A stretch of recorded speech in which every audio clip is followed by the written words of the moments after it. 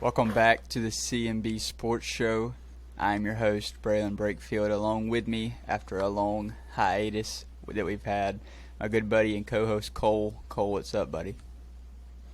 Man, vibes are up in the DMV right now. For people who don't know, that's the DC, Maryland, Virginia area, not where you get your car tag. Taylor Heinicke's 2-0 as a starter right now. Vibes are through the roof. Through the roof. So I'm feeling good. Yeah, you've been saying it. If you want to win, let four spin.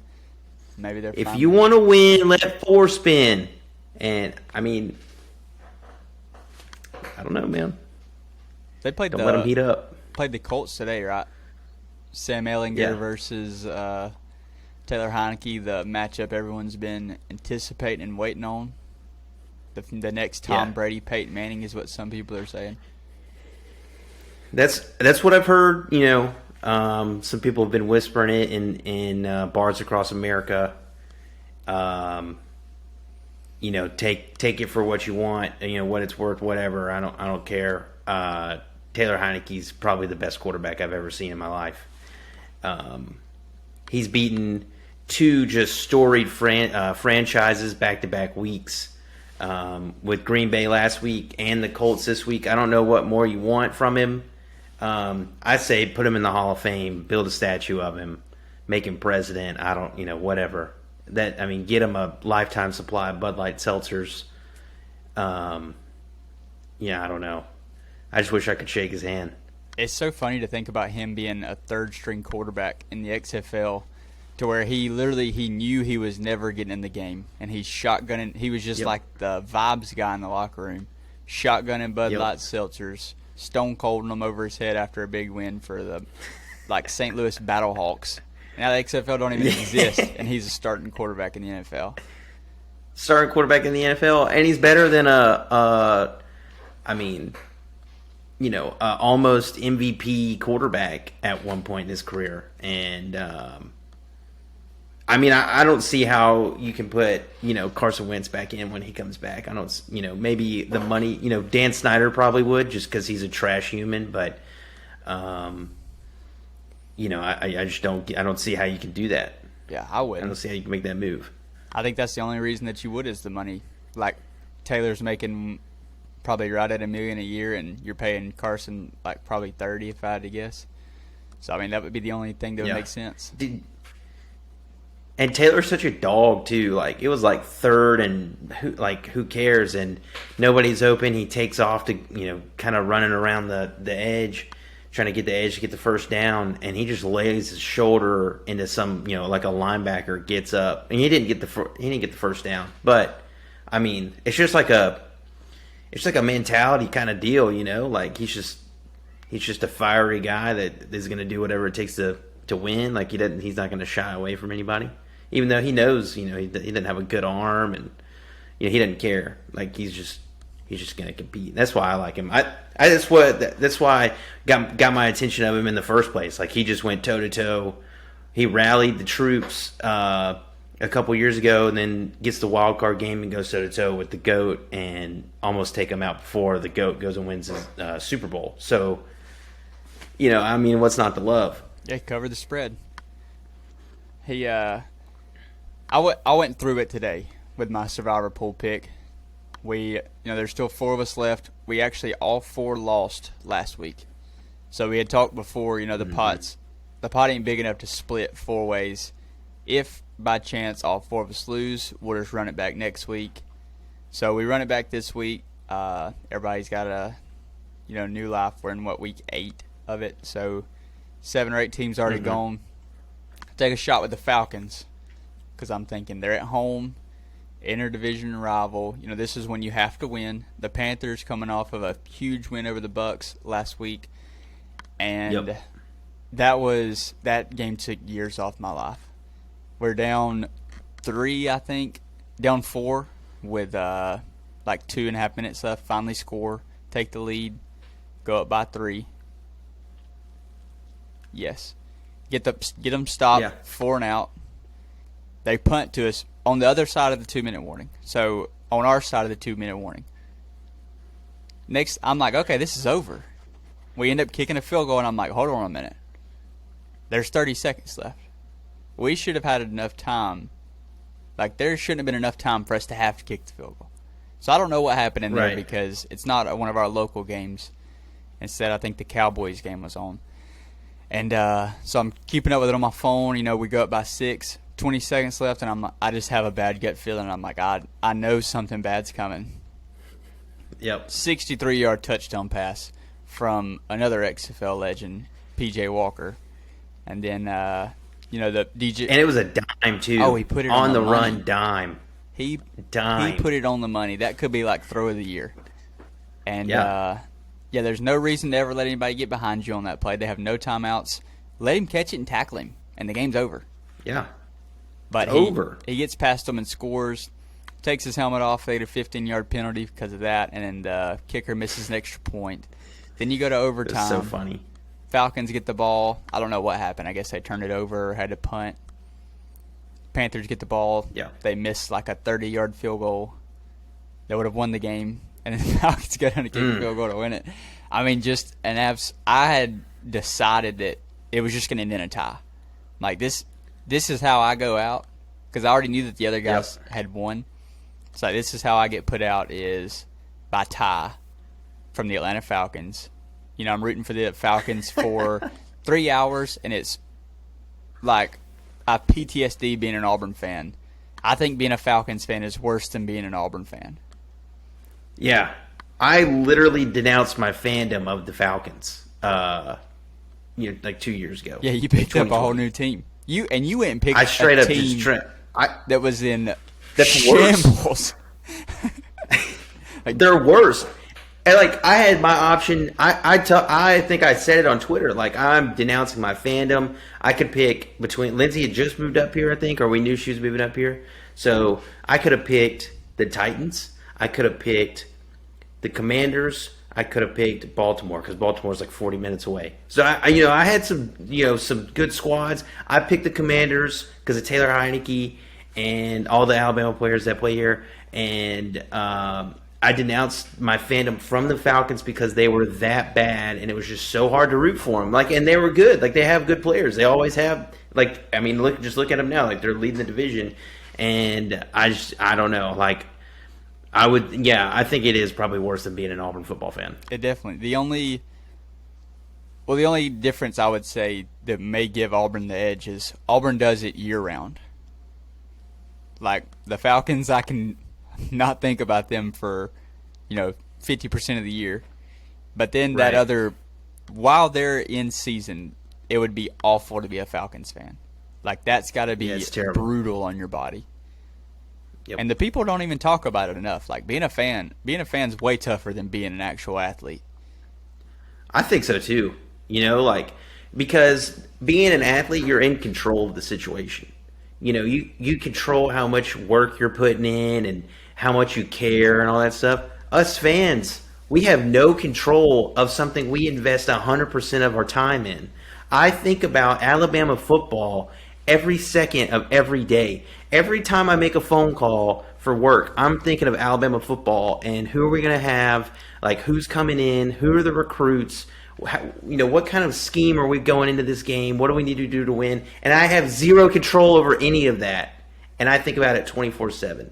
So I'm with you on that stance that being a fan is harder than being the athlete. Yeah, you're just at the mercy of the team, and an athlete can just up and leave at any point in time. I can't.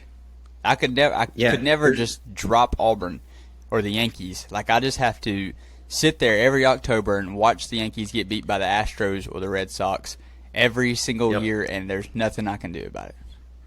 And it's awful. It is just it's terrible. I'm with you. It's I denounced my fandom from the Falcons and went into the transfer portal, but that's just kind of the day and age, especially in the NFL. You can kind of do that with Twitter, but I also wasn't just a diehard. Alabama, I have a no trade clause, no transfer portal clause with them. I'm legally binded to the University of Alabama. So, it's just how it goes. But by the time this comes out, it will be Halloween. So Happy Halloween. We're going to Happy Halloween. run a Halloween draft, and it'll be 6 subcategories. So you have to draft at least one item from each category. You can draft them at any point in time. At the end of it, both of us will have a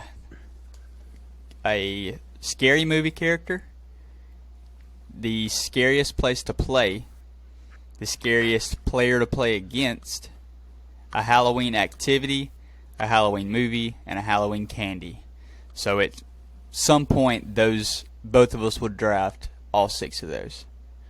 And we spun off camera. Cole won again, of course. So, go ahead and kick us off with whatever you want. I feel like Jeopardy. I think I'm gonna take scariest player to play against, and go ahead and get that out of the way. I'm gonna take it from the shoes of an NFL quarterback and or running back, and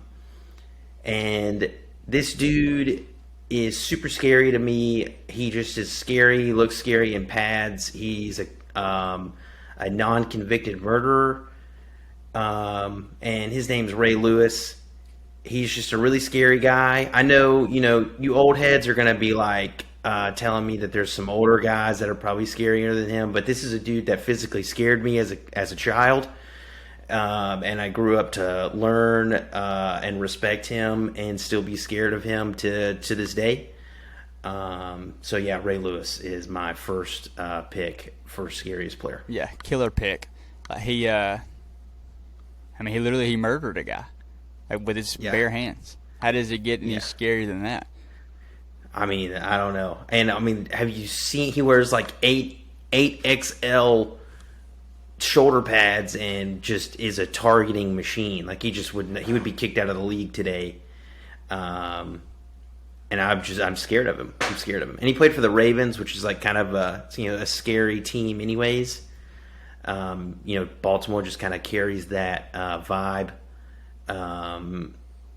So yeah, this dude is he's like a nightmare kind of guy. Yeah, I think this whole draft is very open-ended. So, people can say, because you could go whichever direction you wanted. But I think if you were a quarterback in the NFL and you said all-time scariest players of all time, Ray Lewis is easily top 5, top 10 at the least.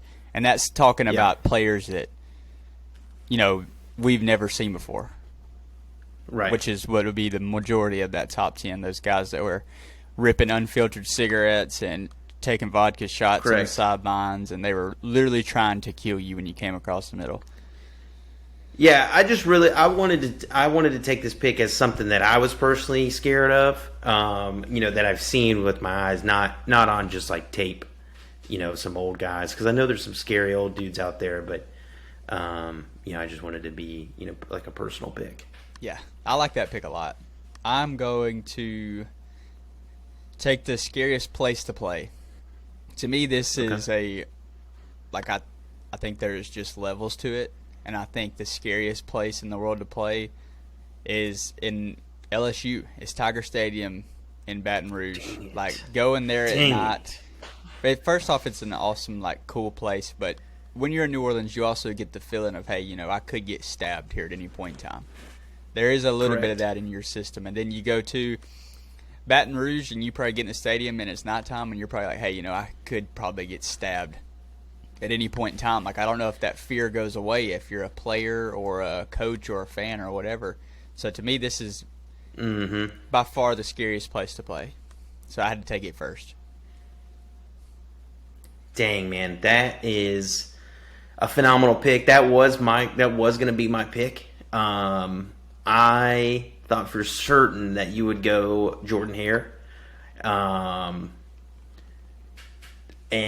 I just thought that was a lock, and I haven't even thought about a backup, so that I'm going to have to do some critical thinking and flex my critical thinking skills here. So I guess I'll just save that one for later. But that's a great pick. That's a terrifying place. Just terrifying people. They're literally built different. down there. It's like the closer you get, Baton Rouge, New Orleans. I mean, it's just different. It's just different. It's a different breed. They don't even call their counties the same as everybody else in America. They have parishes, not counties. I mean, that's just something to be scared of in itself. They have probably one of the harder lakes to pronounce, Lake Pontchartrain. Also scary. I think Louisiana might be, top whatever scariest places, in the world. Yeah. New Orleans is obviously very haunted. And then, Death Valley. It's the real Death Valley. I don't care. Clemson fans weep. I mean, that place is just terrifying. I think it holds like 100-something thousand. And it's just all a bunch of crazy weirdos, that, I mean, I don't know. They're battle tested via hurricanes and floods. Like they're just built different. Yeah, when I was They get it out the mud. When I was going through all 6 of the categories, I basically could rally off 2 or 3 for every category but this one. And so I was like, I have to go first with this one just because I think it's them, and then I think there's a huge gap before the next one.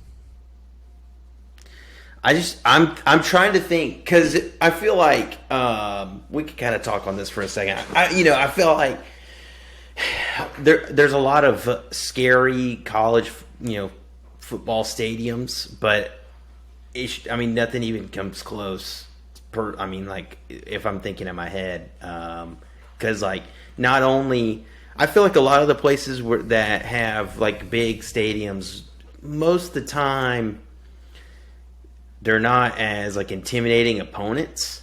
Like Penn State is a good example. Big, huge stadium, crazy fans, the environment's crazy. Their team is never really that good. LSU, you might go and lose by 50 and be like a really good team. They're trying to rip your head off, and that's just kind of their mentality that they've had, in the past 20 years that I've seen personally. So, man, that's a really good pick. I'll go a different route. I'll take I don't know what we're calling it. I guess scary, or I guess movie character, just Halloween movie character. This guy is pretty scary. He's had a couple movies made about him. He likes to pick on little kids. He's just a scary guy, and he's a clown. I'm going to have to go Pennywise. Just an overall terrifying guy. He's like a shapeshifter kind of demon guy. Lives in the sewers. Eats kids. Whatever. The more I talk about him, he kind of sounds like he should be like in some type of government. But I think that he's a pretty scary guy, and his movies are pretty scary as well. Yeah, I mean he's 1A or 1B, however you want to put it, whatever your preference is. He's easily like one of the scariest characters of all time. Like he's probably a big portion of why people are so scared of clowns. Majority of it's just dedicated to him. Yeah, for sure. And if you could take something fun and whimsical like a balloon and turn it into something scary, that is something that seems very minute, like a very minute detail. But that, just speaks volumes to you as a character. So I had to take him. It's the first character that comes to mind when I think of scary movies. Yeah, he's on up there. I'm gonna take Candy, and I'm gonna take Reese's. It's another one. To me, Reese's just stands head and shoulders above the rest of the competition. So I don't know if this is really a second round pick. I don't think it's as strong as some of these other ones, or is niche to Halloween. But just based on what would be the second pick behind it is the reason I have to take Reese's first. I like that. I like that because when you're a kid, and you're thinking about going through your candy bucket or whatever from trick or treating. You're eating the Reese's first. That's going to be 1-1, out of the bag. So I think that's a good pick for round 2. I think I'll stay on the candy. And a lot of people might call me a weird psycho for this one. But I don't care. It's a Halloween candy. It's a staple. Everybody should have it, on their bowl, when you're walking in, for like a Halloween party or, just to pick the Halloween vibe up. And it's candy corn. I love candy corn. It's, I don't care about the stigma behind candy corn, that it's flavorless or that you're just eating wax and chemicals. I don't care. It screams Halloween. You only eat it during Halloween. You even sometimes have like the little pumpkins in there. I love it. I love candy corn, and you can come at me all you want, and I'll defend it till I die. I love candy corn. See, I don't hate this pick, even though I don't like candy corn. But this is a Halloween draft. Like, candy corn is the Halloween candy. Like, right. It's not. You don't see it in the wild outside of October. There might be a little 2-week span right there where you can access candy corn. Outside of that, you don't see this on the shelves. You don't see this in pantries. You don't see this hidden by the microwave. Candy corn doesn't exist outside of Halloween. So I like that Correct. pick. And if we're talking holiday candy, I mean, it's right there with the Valentine's Day hearts. Like you never see those except in February. Like from February 7th to February 15th, you're seeing them, and then that's it. It's just like they go into a black hole or something.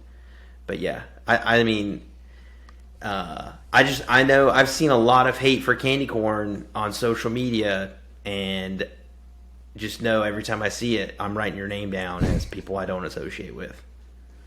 So I'm going to take an activity next because I think one stands up. I've got 2 written down, but I'm not really huge on the second one, so I'm going to take trick-or-treating. It's, pretty simple, especially now that we moved in this neighborhood. Trick-or-treating is a pretty big deal here, so people line up from the time they get off work until, as late as you'll serve candy. Our whole neighborhood would just be packed shoulder to shoulder with people, and it's awesome. And you see that is a vibe. All the cool costumes and stuff. Like, it's just like a big party in the middle of the streets, basically. I like that. I like. I do miss trick or treating and dressing up. Kind of coming up with costumes and stuff. I never was like huge, into Halloween. I enjoy Halloween. I enjoy Halloween a lot. I never enjoyed the mask, and I was never like a scary movie guy growing up. I never liked haunted houses or nothing like that. But trick or treating was like that one nighttime thing that was always fun. Growing up. But I'm gonna stay in the activity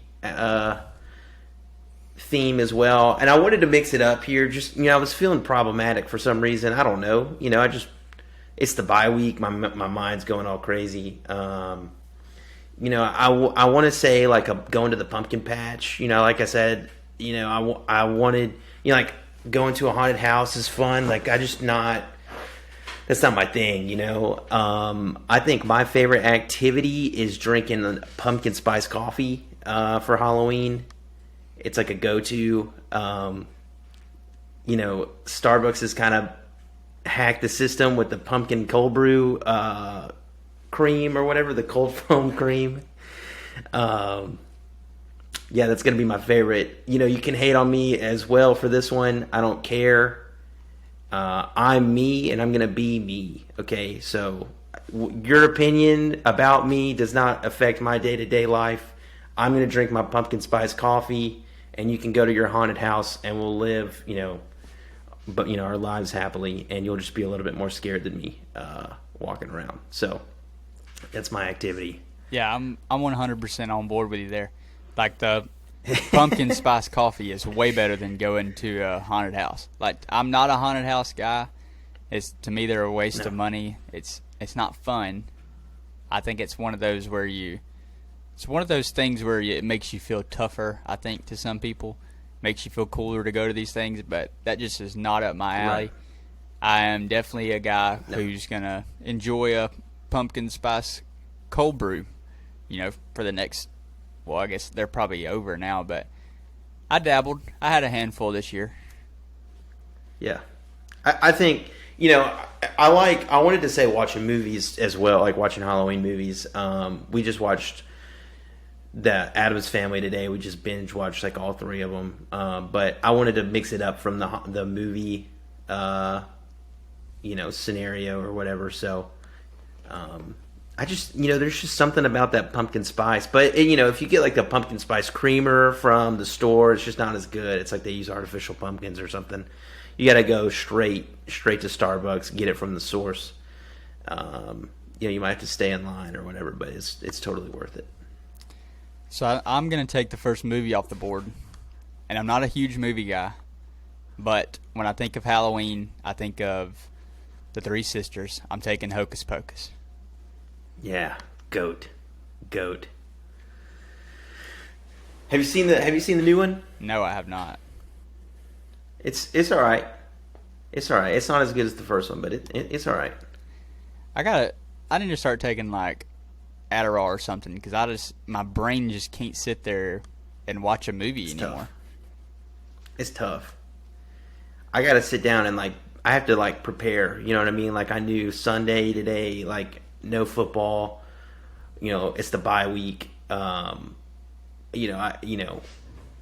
We were just in movie. I was in movie mode. I slept in and was like, hey, let's just watch movies all day. So I kind of have to be in the mood for it. But I'll trail you on the movies as well, because I'm still thinking about A Scary Place to Play. But this one kind of is like a personal pick. I don't even know if people associate it with Halloween. I think you should. But Beetlejuice is one of my favorite movies of all time. I think it's iconic. Michael Keaton plays a great Beetlejuice. That's twice. I'm not going to say it one more time. But yeah, no, it's a great cast. Great story. It's hilarious. It's got your scares in there, and yeah. Yeah, I'm not. I did catch your reference right there, but I'm not real hip to Beetlejuice. Just not a huge movie guy. I know of it, but I don't think I've ever actually watched it. You need to check it out. It's pretty solid. It's like a good watch, just so you can just have it. Like say you watched it. You know what I mean? Yeah. With my 5th round pick, I'm taking the Halloween man himself. I'm taking Michael Myers. He is the GOAT of scary movies. He's got the highest kill. Mm-hmm. He's never broke a sweat. He's the kill leader. He's top of the totem pole. Your favorite killer. He has more bodies than him. So he is the guy. I mean, his movies are Halloween. Yep. And I kind of like his style too. Very direct. He doesn't mess around. Doesn't try to play any games. You know what I mean? He's not calling you and asking you what your favorite scary movie is, or if you want to play a game. He's not in your dreams or nothing. He's just coming at you, and you better be ready for him. Yeah. You think you got him, you don't. You know what I mean? I kind of like that style. It's all on his terms. He's not going to speed up for you. He's just doing his thing. Nope. And he's been doing it for 50 years. So. Yeah. I mean, I like that pick. I think that's a pretty good pick. I just like his direct style. No games, no carnival, no games. He's just in there. He's gonna get his job done. He's gonna get out of there, and you're not gonna catch him. You're not gonna kill him. Jamie Lee Curtis, just GGs. You know what I mean? How many movies are we gonna give this a try? Pretty good though. So I'm still stumped, man. I'm still stumped on this Scary Places to Play. I want to say Brian Denny's a scary place. Take it. I've seen.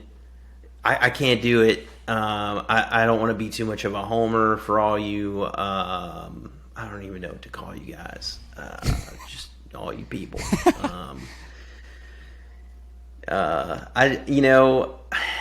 I'm not going to say Jordan Hare. That is probably where I should go, but I can't do it. Um, you know, Truist Park is tough to play, especially at night. Shout out to my mom. She gave me a stat. She didn't give me the numbers. I was supposed to go look it up, but I forgot, and I told her I'd bring it up on the pod. But if you want to go do your own homework, I hate to go on a tangent here, but I gotta bring it up now that I've talked about it. There is a conspiracy that I have created, that the Braves this year were notoriously terrible at home during the day for day games, and then at night, like, they were just ridiculous. They won 100 something games, so like they obviously won their home games at night. Anyways, the playoff games that they played against the Phillies, they were all day games. That's the conspiracy. Rob Manfred had it out for us. He's still mad that he took the All-Star game away, and then we come and play the World Series. So it was a personal vendetta. That's my conspiracy. Somebody can look up, fact check me, do what you want. It's real. Anyways, moving on. Scariest places to play. I'm gonna have to go. This one just came to my brain. I don't even know the name of the place, but I'm gonna have to go Arkansas Basketball Arena, whatever their place is called. It's like the biggest one in the earth. They pack it out. I don't know. I think they used to call it like 60 Minutes in Hell. Playing them, I want to say that's what they called it. It's something crazy. Now, like, the spark is rejuvenated in there, and it's just a scary place to play. So that's what I'm going to take. And I don't know. I'm sure Auburn fans have some kind of nightmare. I mean, you kind of got the checkmate on them, by winning the SEC. But I mean, it's not a fun memory for anybody. That's for sure. Yeah, definitely a tough place to play. Like I said, I think this was a tough pick to make. I think if we were, more indulged in the soccer world, this is a different conversation, because a lot of those places we're like it's almost like gang related type stuff happens in there between two rival teams in the soccer world. But outside of that, there really is no other place that's close to what Tiger Stadium is. So you had your hands tied. Yeah, I mean, and like I'm thinking like Neyland Stadium, but like, Alabama won there 7 times in a row, I guess. But I mean, so how scary is it? It's scary now that they're good, I guess. But then you think about like the Patriots at one point was a tough place to go play. The Bills is a tough place to go play, but like the NFL just doesn't. They still lose at home. It's not like just some home field dominance. I'd have to pull up some stats, I guess, but that's just such a tough pick. Because like Death Valley is just the obvious 1-1. And then after that, it kind of gets worse. I mean, it's hard to pick. Yeah, I would have looked into the Chiefs maybe. Yeah, I mean, really, there isn't. That's a good point. There's nothing that just sticks out there. Because like Florida State, used to be a super tough place to play, but they just have stunk recently. And then, I don't know. I just don't know. I mean, I guess you could say the Georgia Dome when Alabama's playing there is pretty scary. But I mean, that's just super specific. Penn State when you're a ball boy. I'm sure that'd be pretty scary. Yeah. I mean, anytime you're in the tunnel at the big house, I feel like that would be pretty scary. Keep your dukes up. Yeah. I mean, I don't know. This is 2022. I feel like this is a good time to talk about it too. This is 2022. Let's have a couple tunnels where we can separate the teams. Yeah, for real. There's no reason to have one tunnel. I mean, what is this? What are we doing here? That was a tough scene. I saw that this morning. I didn't actually see it last night. And, it's just one of those gives you just that tightness in your gut. Like, hey, this isn't cool. This isn't right. No. Yeah. It was brutal watch. Brutal watch. But the 6th round pick for me, I kind of went a different route than you.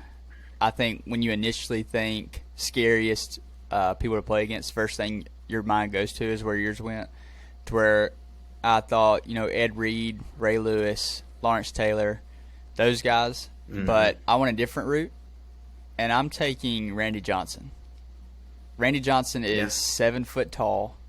He is, on the mound, that gives him a 1.5 feet, 2 feet of a height advantage there. So you're looking up, you're standing in the box, probably feels like you're looking up a mountain at this dude who's just big sidearm lefty who's throwing 102 on the black, and it's just like, what do you do about this? Like that.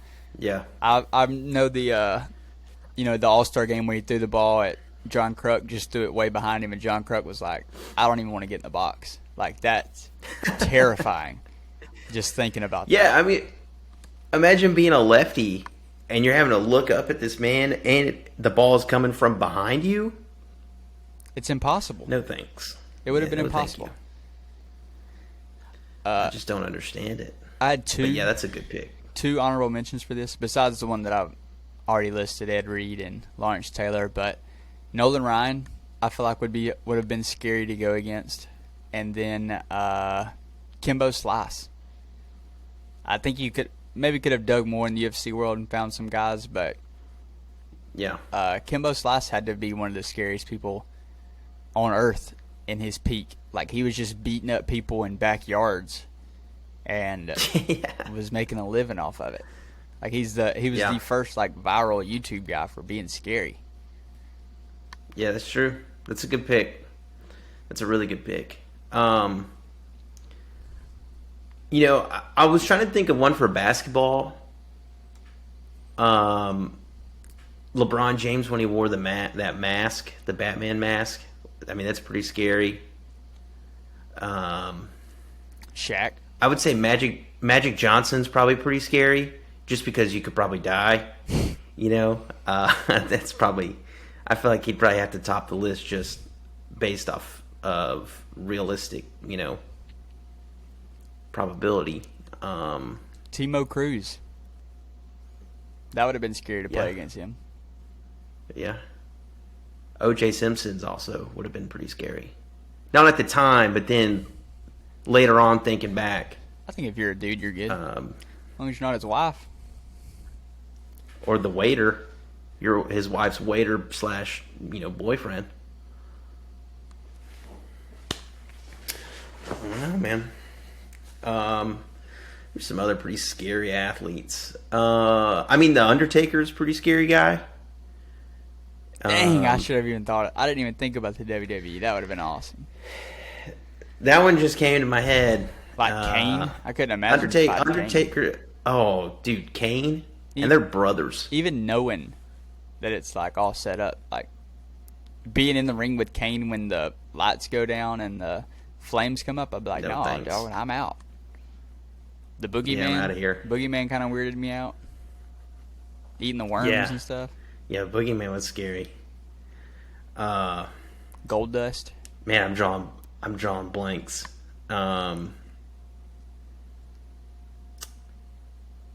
What about? I was thinking. I mean, if we're talking actual, people that are, I would hate to play against. Bryce Harper's up there. I don't want to play against Bryce Harper. The dude's just got clutch all up in him. Mariano Rivera. I don't think he's a super intimidating guy until you're walking back after you just got fanned after 3 strikes. I think that's when he's probably most, the scariest is after you face him. You're like, man, I got it. I know what he's throwing. And then you just wake up and you're on the bench. I feel like that would be a pretty scary moment. Roger Clemens. I'm sure that was pretty. Yeah. Bob Gibson, too. I've heard a lot of stories about Bob Gibson just being a downright bully. Yeah. I mean, Nolan Ryan would be kind of intimidating too, just because you didn't know if you were going to get beamed in the head or punched in the face.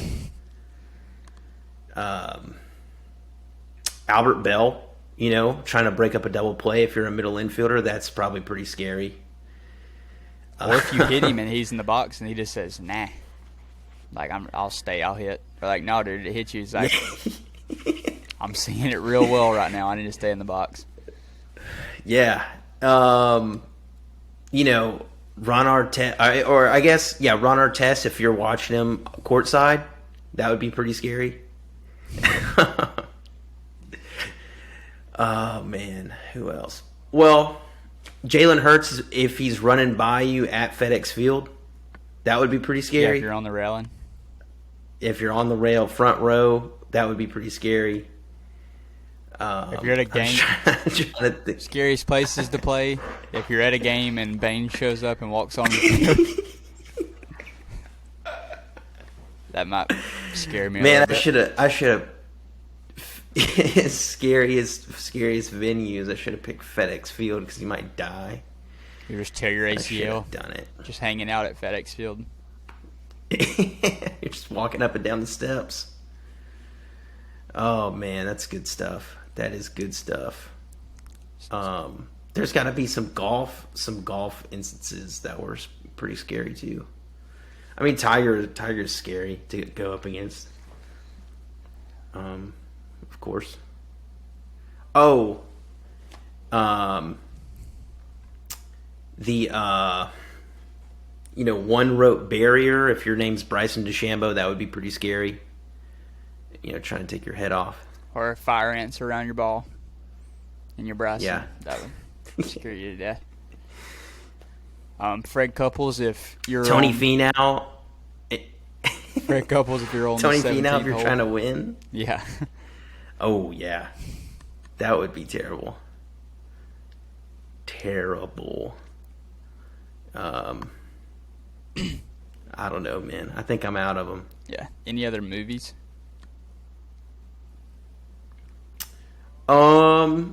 Yeah, Addams Family, like I said. This one's kind of a tricky one because it's kind of two holidays, but I think it's Nightmare Before Christmas. We watched that one today. It's kind of like a transition. Like you can watch it, or you could do it both. It kind of plays for both holidays. I like watching the Halloween version or Halloween episodes of shows like for SpongeBob or for like Family Guy or American Dad. SpongeBob was the first place you went. Yeah, man. There's some scary SpongeBob episodes, like the hash-slinging slasher. Was that Halloween? I don't think so, but I would consider it a Halloween episode. My favorite is the Office episode when three of them all dress up as the Joker and come in at the same time. Yeah. That's freaking hilarious. Yeah, that's good. It's like Kevin and Creed and Dwight all three dress up as the Joker. I just, Halloween is so fun too, you just, all the costumes and people, it's like people's creativity. You could just see, witness everybody's creativity. That's what I like about Halloween. Even, with your movies and TV shows and trick-or-treaters. I love it. So, what's your favorite? What is your favorite? I don't know how to ask this question because I guess it changes. Favorite costume you've ever seen? I guess, our best one you've ever seen. I do like the one that's coming around right now of the Water Boy. I think that's funny. I've seen a lot of people doing that. Water Boy and his girlfriend. Yeah, that's pretty good. That's pretty good. I saw something on TikTok. It was a 6-pack of Gatorade. It was 6 girls. They were wearing blue tights with the orange swimmer cap, and they were all connected together like a 6-pack. I thought that was pretty good. I like creative stuff like that. Like the Harley Quinn saga was very much so overdone. I think every girl in the world was dressed up as Harley Quinn that year. at least once, or at least thought about it for sure. You're going to see a lot of Jeffrey Dahmers tomorrow. I'll go ahead and put my money on it, which is weird because Jeffrey Dahmer's that's just kind of that's weirdo. weird. I'm not big on celebrating, serial killers. Like the whole Ted Bundy thing a couple years ago with Zac Efron was a big hit with people, and I just don't get it. Like, we should be scared of these people. We shouldn't try to celebrate them. These are evil people. Yeah. That's the point, So, I don't know. I think my favorite costume is when a wiener dog dresses up as a hot dog. I think that's my favorite. That's my favorite one. I don't think it gets better than that. That's tough to beat. I mean, when you're born to play a role and you can play it once every year, I mean, that's just, how can it get any better than that? That is dead on. Like, it's a wiener dog wasn't born for the hot dog for Halloween role. Yeah. It just is what it is.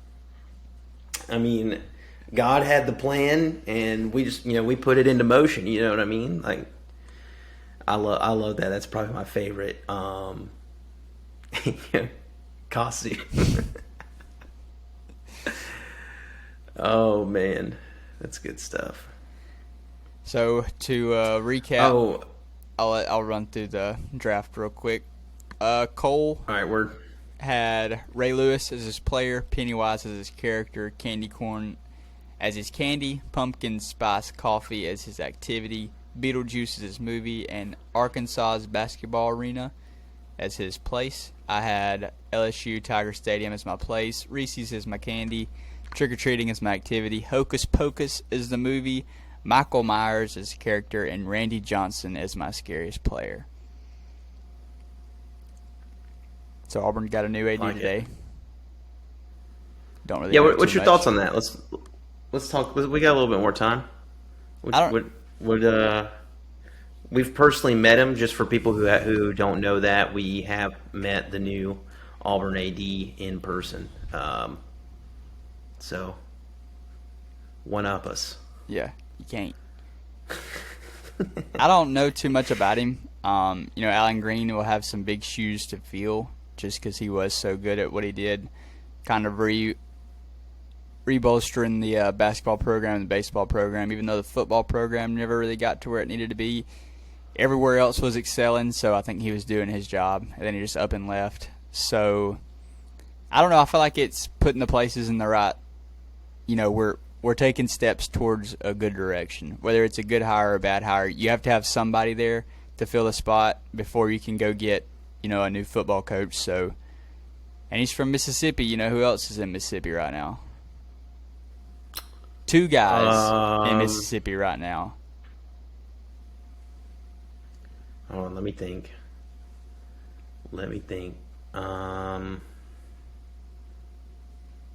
I'll give you 3 guesses.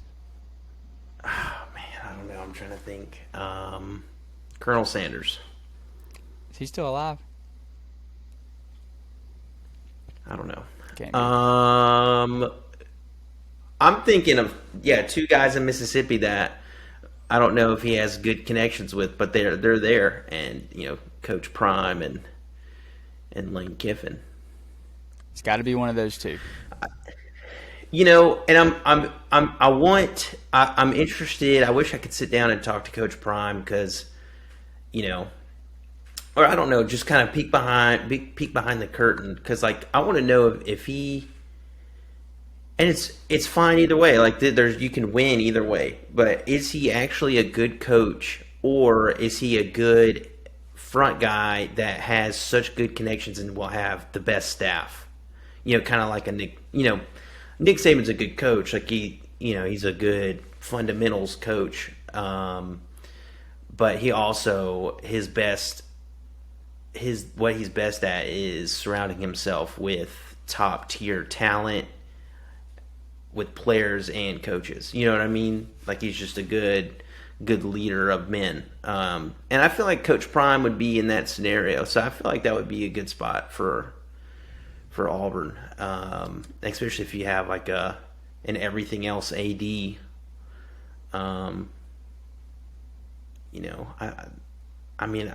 That makes more sense to me than Lane Kiffin going to Auburn. Just in my brain, I guess. Yeah, mainly just because Lane Kiffin already has the big time job, and Deion's still kind of looking for it. I think that's because a lot of people don't think he would leave for Ole Miss to go to Auburn, but we literally just did it to where we just took their AD, like from Mississippi State. Like comparing Mississippi schools to Alabama schools it's a whole different world. Like you can compete. Yeah. The ceiling is so much higher at Alabama and Auburn than it is at Mississippi State and Ole Miss, and people don't realize that. Like Ole Miss right now with Lane Kiffin is at its ceiling. They will not get to that to where they're contending for a title, year in and year out. To where if the right pieces are in place at Auburn, you can do that. So we just showed you right here, like going to Mississippi State. To me, Mississippi State and Ole Miss are on the same level. Maybe Ole Miss is just a hair above them, but their AD just left, like to come to Auburn. So it's right there.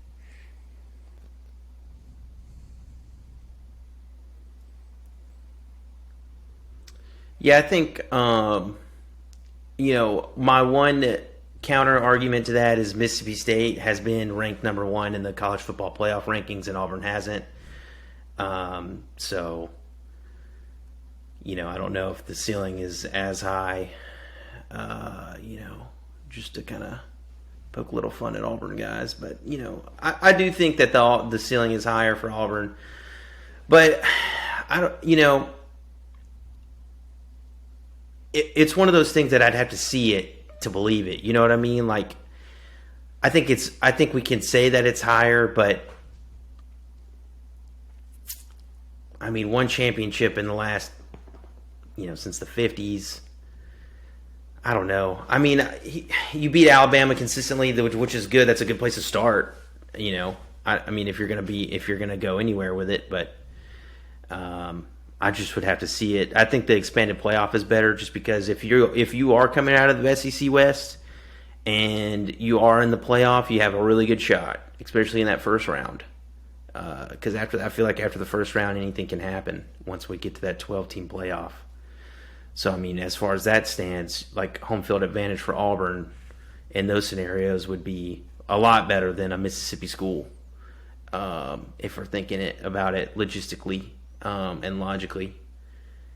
But I think you got to have the right guy. I think you got to have the guy that can hang with the boosters and recruit, and you got to have a top tier dude. You're not going to get some dude out of the mud anymore that's not going to cut it like that. We've seen probably the best scenario that you could have with that kind of coaching find with Gus, and he took you as far as that would go, unless you just find like the next.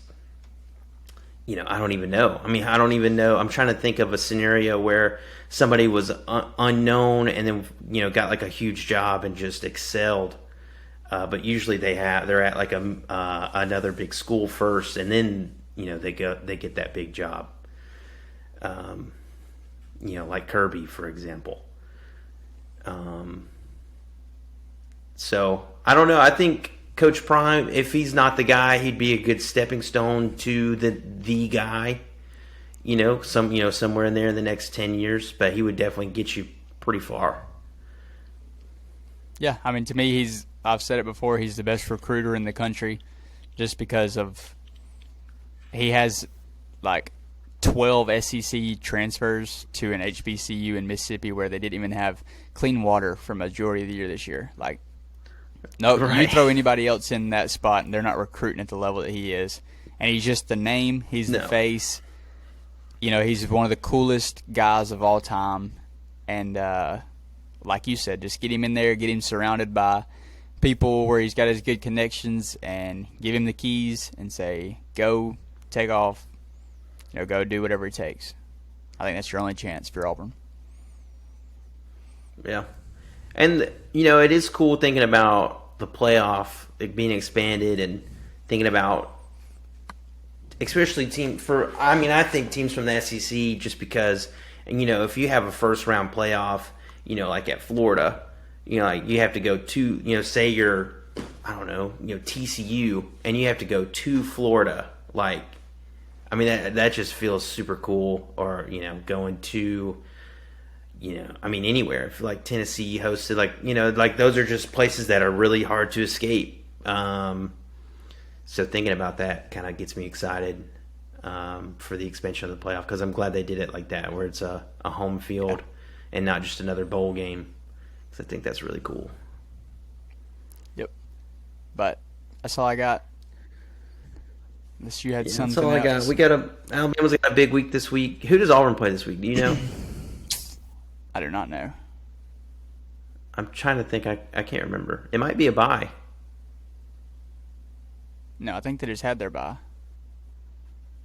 Oh, really? Yeah. Before Ole Miss, I think they had their bye. I could be wrong, but I think that's when I they don't had remember. Anyways, Alabama's got LSU. Got to go to LSU's gonna be a tough one. Vibe is weird. Vibe's weird with it, so we'll see. But yeah, that's all I got. Let's have a great week. Happy Halloween. The World Series, watch it. It's going to be great. Going to Philly, energy is going to be incredible. Yeah, that's all I got. Love you guys. Y'all have a good week.